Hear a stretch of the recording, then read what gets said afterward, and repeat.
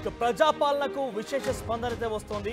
తొలి రోజే ప్రజాపాలనకు సంబంధించి దరఖాస్తుల స్వీకరణలో సుమారుగా 7,46,414 దరఖాస్తులు అయితే పూర్తిగా నమోదయ్యాయి. దీంట్లో గ్రామీణ ప్రాంతాల నుంచి 2,88,711 సుమారుగా 2,90,000 దరఖాస్తులు గ్రామీణ ప్రాంతాల నుంచి వచ్చాయి.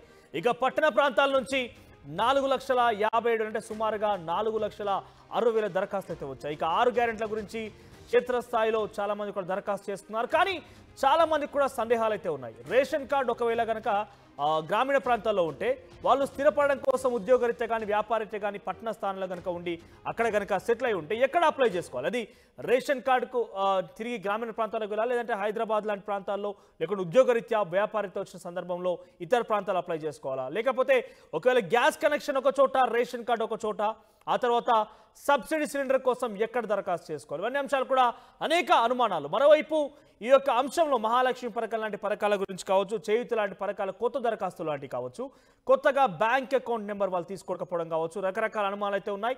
ఇక రేషన్ కార్డు ఒక చోట, ఆధార్ కార్డు మరో చోట, హైదరాబాద్ లాంటి అడ్రస్లు అయితే ఇతరత్ర ప్రాంతాల నేపథ్యంలో ఎక్కడ రేషన్ కార్డు కోసం అప్లై చేసుకోవాలి? ఆధార్ కార్డు చోట అప్లై చేయాలా, లేదంటే రేషన్ కార్డు సొంత గ్రామం ఎక్కడైతే ఉందో అక్కడికి వెళ్ళి అప్లై చేయాలా? లేకపోతే గృహజ్యోతికి సంబంధించి చాలా అనేక మంది కూడా రెంటెడ్ హౌసెస్లో అద్దె ఇళ్లలో కూడా ఉంటున్న పరిస్థితి. మరి వాళ్ళకి గృహజ్యోతి ఎలా వర్తింపు చేస్తారు? గృహజ్యోతి కోసం వాళ్ళు ఏ రకంగా దరఖాస్తు చేసుకోవాలి? ఇక మరోవైపు రైతు భరోసా లాంటి పథకాల విషయంలో ఏవైతే రాష్ట్ర ప్రభుత్వం ప్రవేశపెట్టిందో ఈ రైతు భరోసాలకు కూడా అనేక అనుమానాలు. ఒకవేళ గ్రామీణ ప్రాంతాల్లో అయితే వాళ్ళకు సొంత సాగు భూమి కానీ ఉంటే హైదరాబాద్ లాంటి ప్రాంతాల్లో లేకుంటే ఉద్యోగరీత్యా వ్యాపారరీత్యా ఇతరత్ర కూలీ కోసమో హైదరాబాద్ లాంటి ప్రాంతాలకు తరలి వెళ్ళినటువంటి ఈ యొక్క ప్రజలు ఏ రకంగా దరఖాస్తు చేసుకోవాలి? సొంత గ్రామీణ ప్రాంతాలకు వెళ్ళి రైతు భరోసా కోసం దరఖాస్తు చేసుకోవాలా, లేదా ఇక్కడే ఉన్న చోటే దరఖాస్తు చేసుకోవాలని అనుమానం కూడా ఉంది. ఇక హైదరాబాద్ అడ్రస్తో ఆధార్ కార్డ్, రైతు భరోసా, మహాలక్ష్మి కోసం సొంతూరులో అప్లై చేయవచ్చా? ఇవన్నీ అనుమానాలు కూడా తావిస్తున్నాయి. ఇక మరోవైపు ఉద్యమకారులకు సంబంధించి ప్రత్యేకంగా ఏర్పాటు చేసిన ఇందిరమ్మ ఇళ్ల పథకం విషయంలో ఉద్యమకారులకి 250 చదరపు గజాల ఇంటి స్థలం ఇస్తామంటూ కూడా ఈ యొక్క అప్లికేషన్లో పొందుపరచడం జరిగింది. ఆ యొక్క 6 గ్యారెంటీలు ఇది ఒక చాలా కీలకమైన హామీగా కూడా ఉంది. మరి ఉద్యమకారులు గతంలో ఉన్న ఉద్యమ కేసులకు సంబంధించి ఎఫ్ఐఆర్ కాపీ ఎక్కడ తీసుకురావాల్సి ఉంటుంది? లేదా అందరూ ఉద్యమకారులు కూడా జైలుకు వెళ్ళేది కదా, వారి పరిస్థితి ఏంటి? ఇవన్నీ కూడా అనుమానాలు తావిస్తున్నాయి.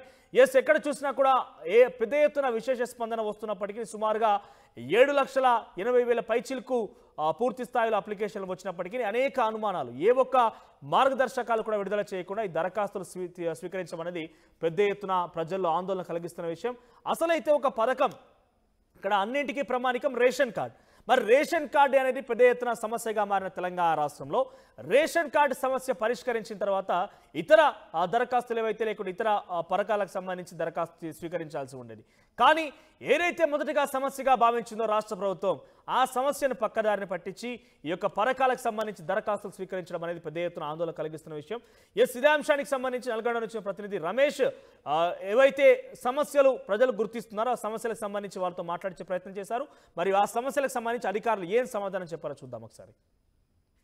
ప్రజాపాలనలో దరఖాస్తులు వెలువెత్తున్నాయి. మొత్తం గ్రామ పంచాయతీలో అదేవిధంగా రూరల్లో ఎక్కువగా ఆ గ్రామ సభలు ఏర్పాటు చేసి కూడా దరఖాస్తులు స్వీకరిస్తున్నటువంటి పరిస్థితి కనిపిస్తుంది. పెద్ద ఎత్తున మహిళలు బారులు తీరినటువంటి సిచ్యువేషన్ మనం చూస్తున్నాం. ఉదయం 8 గంటలకు ఈ కార్యక్రమం ప్రారంభమైంది. 10 రోజుల పాటు కూడా ఈ కార్యక్రమం ఉంటుంది. కాంగ్రెస్ పార్టీ గతంలో ఏదైతే హామీ ఇచ్చిందో ఆ హామీలన్నీ కూడా నెరవేర్చేందుకు కూడా ఇవాళ గ్రామ సభలు నిర్వహించి కూడా ఈ విధంగా దరఖాస్తులు స్వీకరిస్తున్నారు. అంతా కూడా పెద్ద ఎత్తున మనం క్యూ లైన్లు కూడా చూస్తున్నాం. ఎక్కువగా మహిళలు వచ్చి వారికి మహాలక్ష్మి పథకం కింద అదేవిధంగా గృహజ్యోతి పథకం అదేవిధంగా అర్హులు ఎవరైతే అర్హులు ఉంటారో అన్ని కూడా వారు దరఖాస్తు చేసుకుంటున్నటువంటి పరిస్థితి చూస్తున్నాం. చాలా వరకు చూడొచ్చు మొత్తం కూడా మహిళలు క్యూ లైన్లో ఉండి కూడా వారు ఇస్తున్నటువంటి సిచ్యువేషన్ చూస్తున్నాం. వారంతా ఎక్కువగా మహాలక్ష్మి పథకం కింద ప్రతి నెల 2,500 ఆర్థిక సాయం కానీ 500 రూపాయల గ్యాస్ సిలిండర్ కానీ ఇల్లు లేని వారు ఎక్కువగా దర్శనమిస్తున్నారు. గతంలో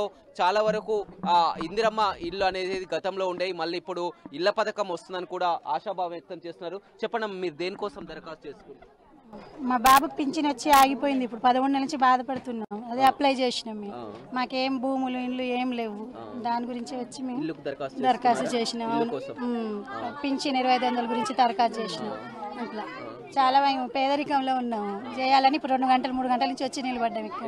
అన్ని వస్తాయి అనుకుంటున్నారా? మరి భరోసా ఇస్తున్నారు కదా కాంగ్రెస్, వస్తుందని నమ్ముతున్నాం. చెప్పిరు, దానివల్ల మేము కూడా ఫామ్ నింపి ఇస్తున్నాం. మరి బస్సులో ఉచిత ప్రయాణం ఇచ్చిరు అదే అనుకుంటున్నాం. మేము కూడా మేము కూడా ఇండ్లకి పింఛన్కి 2500 దానికోసమే వస్తుందని అనుకొని ఫామ్ ఫిల్అప్ చేసి ఫామ్ మీరే ఫిల్అప్ చేశారా? చేసినాం సార్. అవును కానీ మరి సార్, మరి ఇప్పుడు గ్యాస్ సిలిండర్లు గవర్నమెంట్ నుంచి వచ్చే వాళ్ళకే ఇస్తా అంటారు, మరి మాకెందుకు ఇయ్యరు? మేము సొంతంగా కొనుక్కున్నాం కదా సార్. అలానే ఏం లేదమ్మా, గ్యాస్ కార్డు నెంబర్ మీరు రాసి ఇచ్చారా? ఇప్పుడు రాసినాం వస్తాయి. మరి మాకు కూడా ఇస్తారంటే ఏం లేదు, కానీ మళ్ళీ అందరూ ఒకరికి ఉన్నాయి ఒకరికి లేవు అంటే అందరికి బాధ అవుతుంది కదా సార్. మాకు ఇల్లు లేదు సార్, ఇల్లు కావాలని మేము అనుకుంటున్నాం సార్. ఇస్తాడా అయ్యాడా అని నమ్మకం మేము ఉన్నాం. అది ఇక మేము ఓటేసి గెలిపించినాం. మాకు ఇల్లు కావాలి, మాకు పిల్లలకి ఏం లేదు, మాకు భూమి లేదు, గుంట భూమి లేదు, నాకు పింఛన్ అయితే వస్తుంది. ఇప్పుడు అవన్నీ చేయడానికి ఇవన్నీ కూడా దరఖాస్తులు దరఖాస్తులు ఇస్తున్నాం. అవన్నీ చేస్తానికి దరఖాస్తులు ఇచ్చినాం. మాకు ఇల్లు కావాలని. ఇల్లు లేదు. గతంలో మీకు ఇల్లు ఉన్నారు సార్, ఇద్దరు లేదు సార్. మాకు పెంకటి ఇల్లు కిరాయిలకు ఏం లేదు, జాగా ఉన్నది కానీ గిట్ట. చూడొచ్చు, మహిళలకు ఇట్లయితే ఎంతో ఆశ పెట్టుకున్నటువంటి పరిస్థితి కనిపిస్తుంది. గతంలో ఏదైతే హామీలు ఇచ్చారో ఆ హామీలన్నీ నెరవేరుతాయి అనుకుంటున్నారు. పెద్ద మొత్తంలో కూడా దరఖాస్తుల స్వీకరణ అయితే కొనసాగుతుంది. వారు పూర్తిగా ఇచ్చిన తర్వాత వారికి ఏదైతే రిసిప్ట్లను కూడా వెంటనే అందజేస్తున్నటువంటి ప్రక్రియను కూడా మనం చూస్తడం జరుగుతుంది. వారు తీసిన తర్వాత వెంటనే ఏదైతే ఉన్నదో వారు ఫామ్ ఫిలప్ ఇచ్చిన తర్వాత వారికి సైన్ చేసి దరఖాస్తులు ఇస్తున్నారు, సైన్ చేసి కూడా ఇస్తున్నారు. ఎక్కువగా ఇల్లు లేని వారే దర్శనమిస్తున్నటువంటి పరిస్థితి కనిపిస్తుంది. ఇల్లు లేవు. అదేవిధంగా గృహజ్యోతి పథకం కింద 200 యూనిట్ల వరకు ఏదైతే ఉచిత విద్యుత్ ఉందో అది, అదేవిధంగా మహిళలకు నగదు 2500 నగదు ఎక్కువగా ఇవే సంఖ్యలో కూడా వస్తున్నాయి. మనం పెద్ద ఎత్తున క్యూ లైన్లో కూడా చూస్తున్నాం. వారికి ఇలాంటి ఇబ్బందులు తలెత్తకుండా కూడా అన్ని ఏర్పాట్లు కూడా పూర్తి చేయడం జరిగింది. మొత్తం కూడా ఎక్కువ సంఖ్యలో కూడా ఎక్కడక్కడ కౌంటర్లను కూడా ఏర్పాటు చేసి అన్నటువంటి పరిస్థితి అయితే కనిపిస్తుందని చెప్పవచ్చు. మొత్తం అన్ని ఉమ్మడి జిల్లా వ్యాప్తంగా కూడా ఉదయం 8 గంటల నుంచి కార్యక్రమం కొనసాగింది. 12 గంటల వరకు కూడా కార్యక్రమం కొనసాగుతుంది. మళ్ళీ మధ్యాహ్నం తర్వాత కూడా 2 గంటల నుంచి ప్రక్రియ మొదలవుతుందని చెప్పవచ్చు. ఇప్పటికే చెప్పడం జరిగింది, ఇది 6వ తారీఖు వరకే కాదు, ఇది నిరంతరం ఉండే ప్రక్రియ. 6 తర్వాత కూడా వారు మండల ఆఫీసులోకి వెళ్ళి కూడా దరఖాస్తు చేసుకోవచ్చు అని కూడా చెప్పడం జరిగింది. చాలా సింపుల్ గా మాత్రం కనిపిస్తుంది. ఏంటంటే వచ్చిన వారు కూడా పెద్దగా ఎలాంటి ఇబ్బందులు తలెత్తకుండా కేవలం ఒక ఫామ్ ఉంటుంది. ఆ ఫామ్ లో వారి పూర్తి వివరాలు రాయాల్సి ఉంటుంది. వారు వెంట తెచ్చుకున్నటువంటి ఆధార్ కార్డు కానీ రేషన్ కార్డు కానీ ఉన్నటువంటి దాని ఆధారంగా కూడా ఇక్కడే ఫామ్ ఫిలప్ చేస్తున్నారు. చాలా సింపుల్ గా వచ్చినటువంటి వారికి చాలా వరకు నిరక్షరాస్యులు ఉంటారు, వారికి అవగాహన లేదు కాబట్టి ఇక్కడికే కౌంటర్ని ఏర్పాటు చేసి వారి పేరు వివరాలు తీసుకొని అదేవిధంగా వారు ఈ గృహజ్యోతి పథకం ఏదైతుందో ఇది కరెంటు వారి యొక్క మీటర్ నెంబర్ ఏదైతుందో ఆ మీటర్ నెంబర్ని, అదేవిధంగా గ్యాస్ కోసం వారు ఇప్పుడు ఉపయోగిస్తున్నటువంటి గ్యాస్ కార్డు ఏదైతుందో ఆ నెంబర్ని అన్ని కూడా నెంబర్ల వారీగా కూడా చేస్తున్నటువంటి పరిస్థితి అయితే కనిపిస్తుంది. మొత్తం పెద్ద ఎత్తున కూడా ఈ ప్రక్రియ అనేది మొట్టమొదటిసారిగా కాంగ్రెస్ ప్రభుత్వం ఏర్పడ్డాక ప్రజాపాలన కార్యక్రమం కాబట్టి అంత ఒక పండుగ వేడుక కార్యక్రమాన్ని అయితే నిర్వహించడం జరిగింది. అన్ని నియోజకవర్గ కేంద్రాల్లో ఎమ్మెల్యేలు విస్తృతంగా అన్ని గ్రామ సభలకు వెళ్తున్నారు. వారు ఉన్నటువంటి ఆ స్కీమ్లను కూడా మహిళలతో మాట్లాడడం, వారి నుంచి దరఖాస్తులు కూడా స్వీకరిస్తున్నటువంటి పరిస్థితి అయితే కనిపిస్తుంది. ముందుగా ఒక 2-3 రోజుల నుంచి వీరికి అవగాహన కార్యక్రమాలు నిర్వహించడం, అదేవిధంగా మంత్రులు రివ్యూ మీటింగ్ పెట్టుకోవడం, ఇవన్నీ కూడా అన్ని ఏర్పాట్లు చేసి ఏర్పాట్లకు అనుగుణంగా కూడా మొత్తం ఒక కార్యక్రమం అయితే ఎంతో ఉత్సాహంగా అయితే కనపడుతున్నటువంటి పరిస్థితి నల్గొండ జిల్లాలో కనపడుతుంది. Vote studio.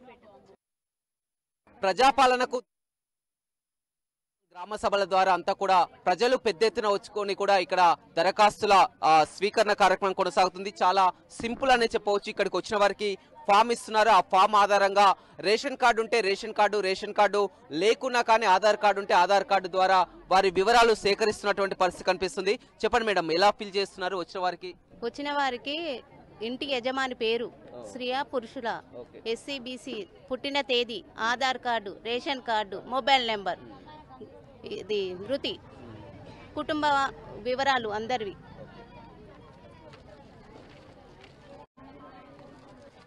అడ్రస్, మహాలక్ష్మి పథకం కింద మహిళలకు ఆర్థిక సాయం కోసం 2500 గురించి 500 గ్యాస్ సిలిండర్, రైతు భరోసా ఉన్నవారు గ్యాస్ కలెక్షన్ నెంబర్ ఇవ్వాలి, ఎక్కడ ఏ గ్యాస్ అనేది పేరు, రైతు భరోసా వాళ్ళది ఉంటే పెట్టుకోవాలి, లేకపోతే లేదు.